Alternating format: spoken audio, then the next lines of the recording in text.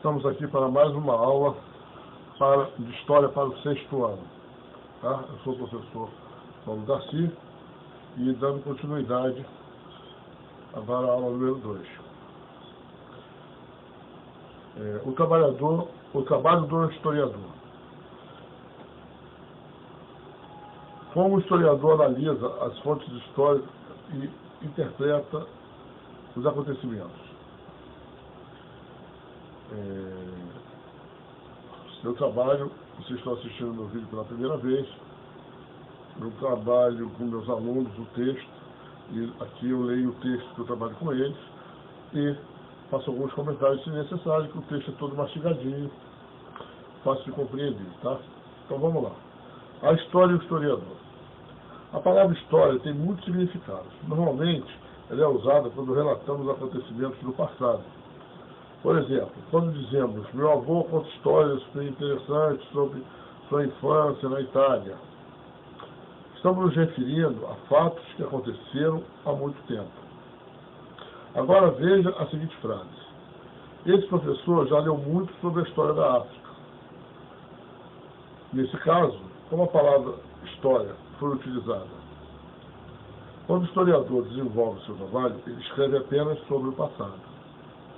A história, nesse caso, é o estudo tanto do passado quanto do presente. Os acontecimentos do passado são importantes quando eles ajudam a explicar o presente. É necessário estudar a história da África no Brasil, porque há muitos afrodescendentes em nosso país. Tá? Os historiadores realizam a pesquisa histórica de duas maneiras. A primeira é investigando as transformações ocorridas nas sociedades ao longo do tempo. A outra é buscando os traços dessas mesmas sociedades que não mudaram, ou seja, as permanências. Afrodescendentes são pessoas que descendem de família ou indivíduo da África negra, também conhecida como África subsaariana. Vamos lá. O que são fontes históricas? As pessoas deixam muitas marcas da sua existência em determinado lugar e em determinada época. Quando são utilizadas pelo historiador em suas pesquisas, essas marcas recebem o nome de fontes históricas.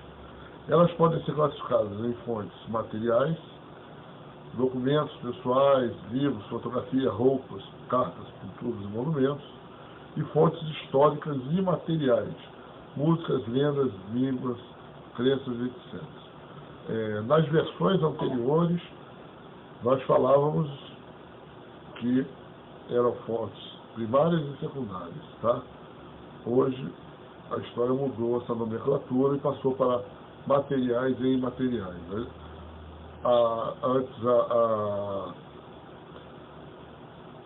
a fonte primária era o objeto, né? O primeiro objeto. E as secundárias era tudo aquilo que se tirava desse primeiro objeto. Então, no caso, quando se escrevesse um livro, era secundário.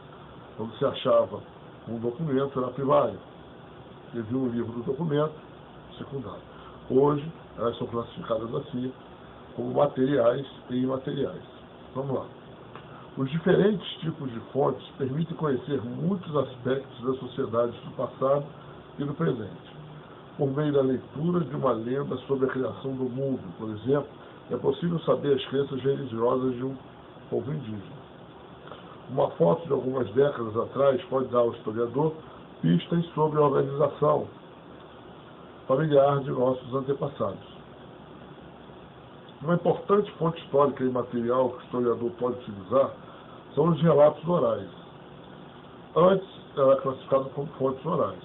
Hoje, esses relatos orais, ela tem um peso maior. Né?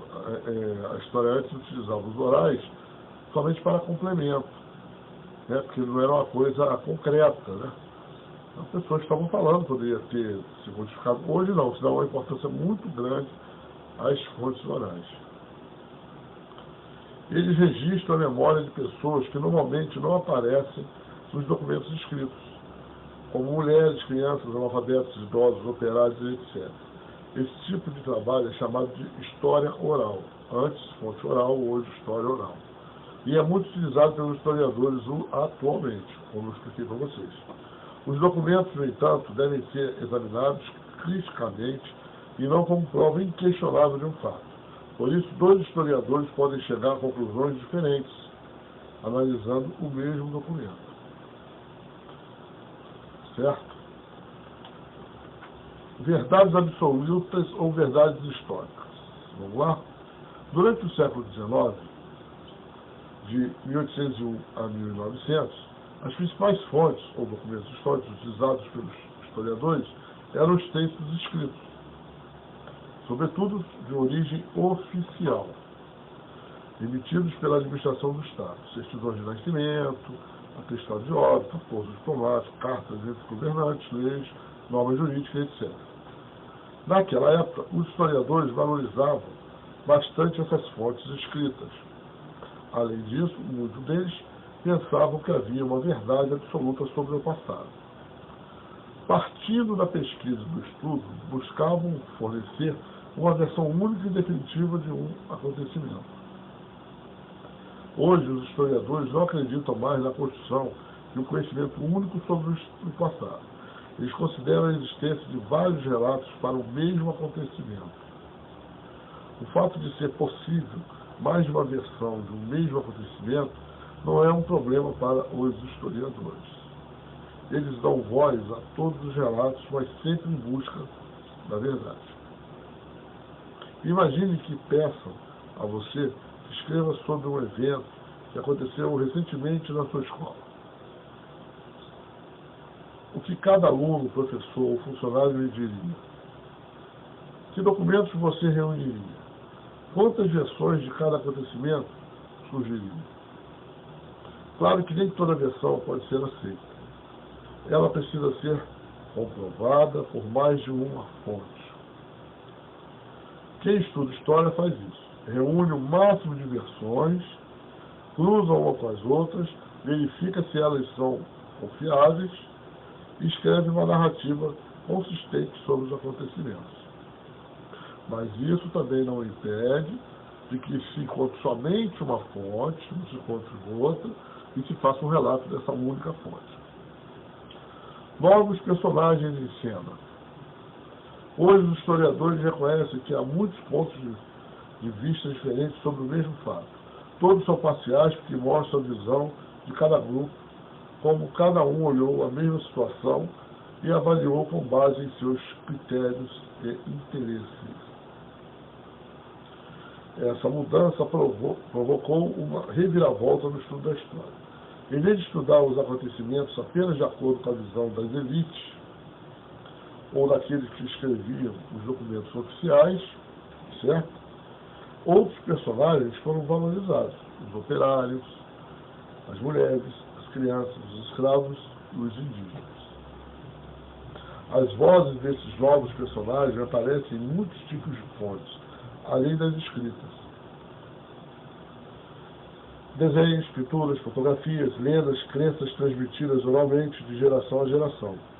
Tudo e todos passaram a ser importantes para produzir o conhecimento histórico. É claro que há uma dificuldade desses personagens estarem nas fontes escritas. Por isso esses outros objetos são analisados hoje. Né?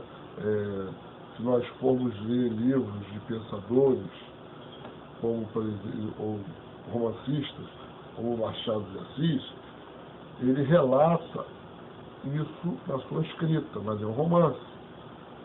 Tá? Você pode pegar uma ideia do que o autor tem daquela época e das pessoas.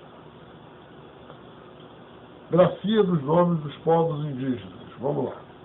Nos livros desta coleção, que eu estou dando para vocês, os nomes dos povos indígenas foram escritos de acordo com a grafia adotada pelo Instituto Socioambiental e com as resoluções da Convenção para a Grafia dos Nomes Tribais, estabelecida na primeira reunião brasileira de antropologia em 1953.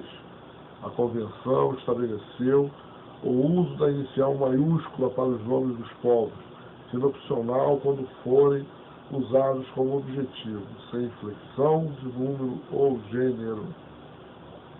Uma maneira, né, de enriquecer o povo indígena, né, de poder dar a ele a mesma ênfase do que as demais raças. Bom, terminamos a aula número 2.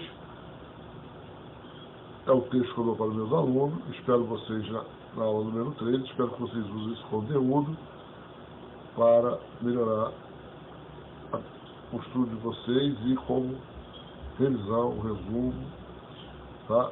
E como estudo paralelo. Valeu, obrigado e até o próximo vídeo.